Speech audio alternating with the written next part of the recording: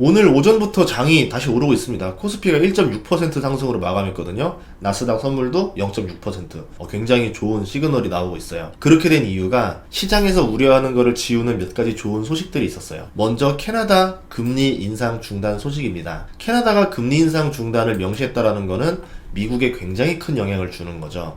캐나다랑 미국은 금리가 비슷하게 올라가거든요. 캐나다의 1년 전 금리가 0.25%였었습니다. 미국과 같았죠. 미국과 금리 올리는 폭도 거의 비슷했어요. 그러다가 오늘 기준금리 4.5%로 0.25% 인상까지 하고 이제 향후에는 금리 인상 중단을 명시합니다. 인플레이션이 빠르게 잡히고 있기 때문에 금리를 더 올리는 것보다는 지금의 금리가 충분히 효과를 주고 있다. 그러니까 지켜보자. 이런 뜻이죠. 이코노미스트들 55%는 올해 금리 동결을 예상하고 있어요. 그리고 45%는 더 나가서 올해 금리를 내릴 거다라고 예상하고 있습니다. 한마디로 반은 4.5에서 쭉 갈 거다. 절반은 아니야 내려갈 거다라고 본다는 거죠. 캐나다는 미국보다 부동산 인플레가 더 심각했던 곳입니다. 외국인들의 부동산 구입 규제까지 할 정도로 부동산 가격 상승으로 인해서 캐나다 서민들이 고통을 겪는 곳이 캐나다거든요.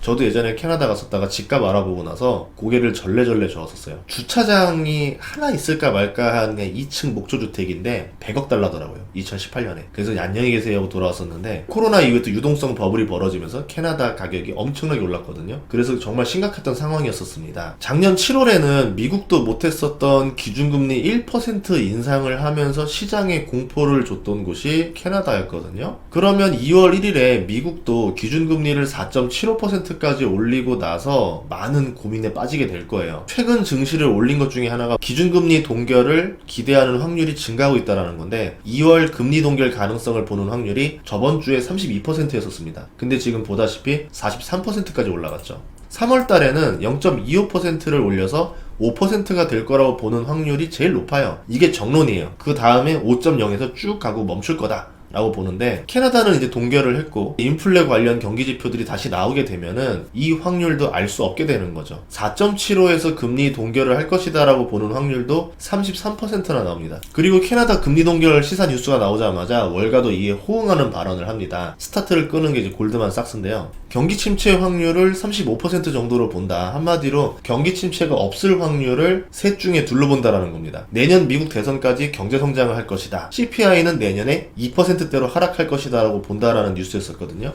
미국의 부채 한도 확장 문제가 좀 나오겠지만 이거는 뭐 매번 나왔던 문제들이고 보통 막판 진통 끝에 그냥 결국 해결이 됩니다. 그 이유는 이게 경제적인 위험이 아니라 정치적인 관념의 싸움에 가깝기 때문에 이거를 리스크로 보기에는 기존에 우리가 봤던 리스크들이 더 컸던 거죠. 이번 반등이 잠깐 반등인지 진짜 반등인지는 정말 헷갈릴 수 있을 거예요. 그동안 긴 하락이 있었고 긴 하락 사이에 중간 반등이 몇 번 있었는데 결국은 더 큰 악재 뉴스들이 나오면서 주가가 더 많이 하락했었거든요.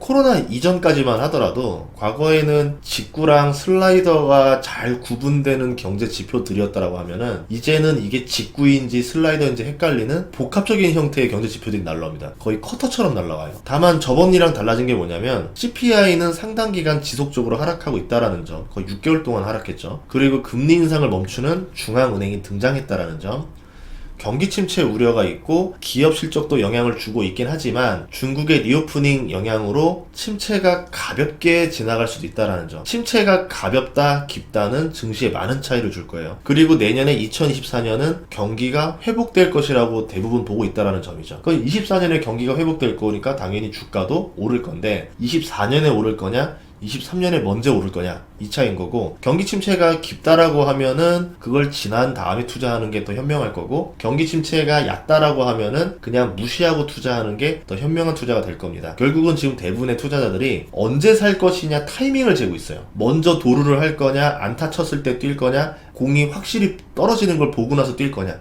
그 차이라는 거죠. 먼저 살까 나중에 살까에 다 고민들을 하고 있다는 겁니다. 만약에 이번 장이 긴 하락 끝에 오는 진짜 반등장이라고 하면은 시간이 얼마 없어요. 재빠르게 투자를 준비해야 됩니다. 하다가 좋은 주식들 다 놓칠 수도 있어요. 그리고 나서는 그때 샀어야 되는데 그때 조금만 용기를 낼걸, 이렇게 후회해봤자 소용없습니다. 보통 증시는 몇 년 단위로 호황과 불황이 왔다 갔다 하는데, 그러면 내가 다시 그 기회를 잡으려면 몇 년이라는 시간이 또 지나야 되겠죠. 결국 시간을 잃어버리게 되는 거예요. 이미 벌써 주가가 바닥 대비 50% 이상 오른 기업들도 많이 있습니다. 아직 안 오른 기업들도 존재하기도 하고요. 두려움 때문에 쉽사리 못 움직이는 투자자들이 그만큼 많다라는 뜻이기도 합니다. 투자를 하든 안 하든 그거는 본인의 용기와 책임의 영역이라 생각을 해요. 그럼에도 불구하고 지금 우리가 뭘 해야 되느냐, 무엇을 사둘지 미리 리스트는 뽑아둘 필요가 있어요. 예를 들어서 지금 투수가 공을 던지는데 그거에 대해서 휘두르고 안 휘두르고는 나의 용기와 책임입니다. 그런데 이거는 생각을 해놔야죠. 이번에 투수가 직구를 던질 거야. 그러면 나는 직구를 준비하자. 이렇게 해야 되겠죠. 그 전에 있는 데이터라던가 분석들이 있을 거고. 근데 그런 것도 없이 그냥 아이 뭐 설마 스트라이크 던지겠어 하면서 가만히 있으면은 진짜 스트라이크가 왔을 때 휘두르지도 못하고 당합니다. 루킹 삼진이라 그러죠. 간만에 올해는 저도 열심히 탐욕을 부리고 있는 장인데요. 저도 제 결과가 어떻게 될지 몰라요. 솔직히 그거는 알 수 없는 거니까. 그래서 지인들한테도 종목 말 안 해주고 있습니다. 따라하라는 말도 안 합니다. 저희 직원들한테도 말 안 해주고 있어요. 왜냐면 주식은 전쟁이에요. 이기면 전리품도 얻고 영토도 얻으니까 당연히 얻을 게 많잖아요. 내 인생이 한번 업그레이드가 될 수도 있는 게 주식이긴 합니다. 그런데 지면 목숨을 잃어요. 저도 주식할 때 목숨 걸고 사요. 엄청난 용기가 필요합니다.